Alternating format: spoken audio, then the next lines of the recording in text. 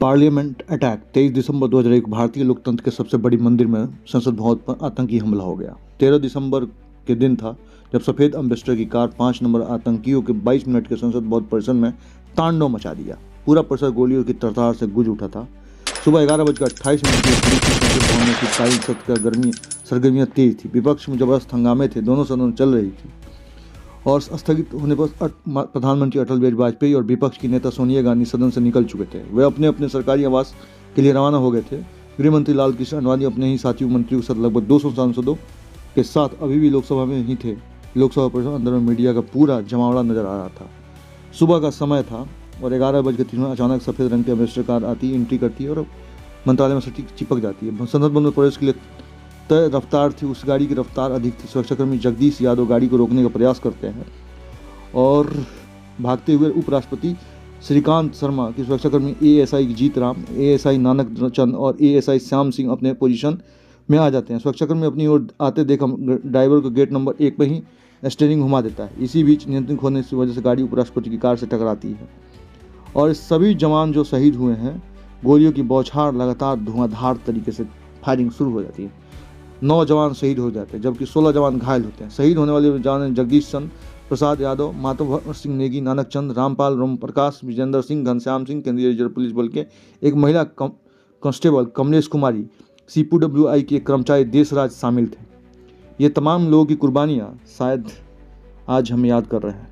ये संसद भवन का अटैक शायद भारत भूला नहीं है और ये भूला इसलिए नहीं है कि यहाँ तमाम सांसदों के जान अगर बचाने वाले थे तो वहीं सुरक्षाकर्मी थे जो CRPF के थे। अपनी जान की बाजी लगाकर लगातार देश के तमाम सांसदों को बचा लिया था। अटल बिहारी वाजपेयी जा चुके थे, सोनिया गांधी विपक्ष की नेता जा चुकी थी, लेकिन ये आज भी घटना के 23 साल बीत जाने के बाद ये जो है जीहन में आ जाता है। क्या इस प्रकार से देश के आतंकवादियों से लोहा लेने वाले CRPF, BSF, ITBP, CRPF तथा अन्य पैरामिलिट्री फोर्स के जवानों की कुर्बानियों को, हम शहादत को आज सलाम करते हैं कि नहीं? शायद कुछ लोग भूल गए होंगे, लेकिन फिर भी मैं याद दिला देता हूँ और याद दिलाना भी बहुत जरूरी है। ये अशोक चक्र सम्मानित CRP की बहादुर महिला स्वर्गीय कमलेश कुमारी है, जिन्होंने आतंकवादियों की 11 गोलियां अपने सीने पे, शरीर पे झेल ली। 13 दिसंबर को सुबह 11:50 बजे संसद भवन में आतंकी हमले के दौरान भवन के गेट नंबर 11 हेतु बनाए गए आयरन गेट पर एक तैनात थी, जहां अवैध रूप से घुसती हुई एम्बेसडर कार को BMW ने 15:27 उन्हें विजय चौक फाटक की ओर जाती हुई दिखाई दी तो कमलेश शक हुआ और गेट पर बंद करने की विजय फाटक की ओर भागी। इसी बीच आतंकवादियों ने गोली का शिकार हो गई। उनके पेट में आतंकियों के 11 गोलियां लगी और वह शहीद हो गई। इस बहादुर बेटी की कुर्बानी शायद CRPF के एक लोग भूले नहीं हैं और इस कुर्बानी को आज भी हम पूरे देश के एक अर्धसैनिक बल से लेकर पैरामिलिट्री फोर्स से लेकर आर्मी, एयरफोर्स, नेवी के बीच में रख रहे हैं तथा देश के तमाम नौजवानों के बीच में रख रहे हैं। ये तमाम चीज़ होती है। 4 दिन बने हुए सांसद को लाइफ लॉन्ग पेंशन मिल रहा है, जिसको ओल्ड पेंशन स्कीम, लेकिन 40 साल बॉर्डर पर रखवाली करने वाले CRPF के 0 पेंशन नहीं। देश के अर्धसैनिक बल के जवानों को जो आतंकवादियों के हमलों से देश के तमाम नेता, देश के VIP, देश के तमाम बुद्धिजीवी तथा देश के तमाम अन्य गतिविधियों पर कड़ी नज़र रखने वाले CRPF, BSF, ITBP, CRPF, SPG, NSG, RPF के जवान जो अपने जान पे खेल के देश को सुरक्षा करते हैं, क्या उनको पेंशन से वंचित करना उचित था? कौन थे ये लोग? और ये जानना चाहता है पूरा भारत। 40 जवान पुलवामा हमले में शहीद हो गए थे।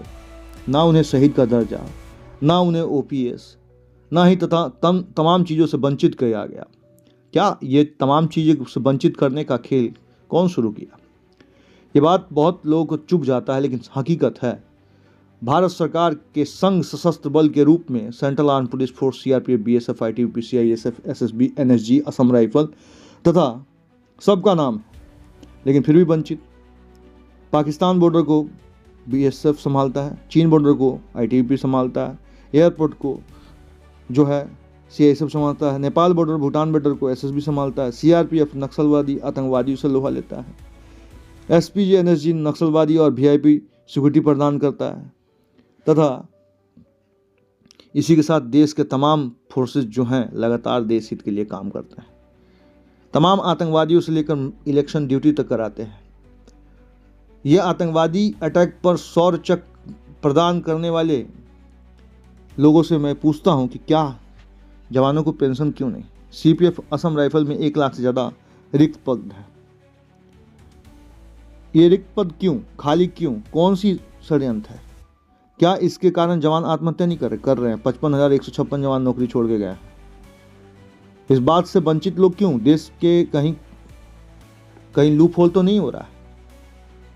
देश के आम जनमानस पे कभी विपदा तो नहीं आने का एक तैयारी की जा रही है? ऐसे आतंकवादी हमले होते हैं तो उसकी जिम्मेदारी कौन लेगा? अशोक चक्र से सम्मानित करने से वो महिला तो सम्मानित हो गई, लेकिन उनके भाइयों को, उनके तमाम बुद्धिजीवियों को कब तक ओल्ड पेंशन स्कीम दिया जाएगा? भारत सरकार के गजट में, एनपीएस वाले गजट में ये लिखा गया है कि central arm police force, armour forces of India, और उसमें गजट में एनपीएस में लिखा गया है कि भारत के सशस्त्र बल पे, संघ के सशस्त्र बल पे एनपीएस लागू नहीं होता है। किससे पूछे? क्या फूल चढ़ा देने से, माला चढ़ा देने से, उनको सलामी दे देने से, उनके तमाम जो है जगह लोग जाते हैं दे देने से क्या उनके पेंशन आ जाएंगे? उनके जीवन का अंतिम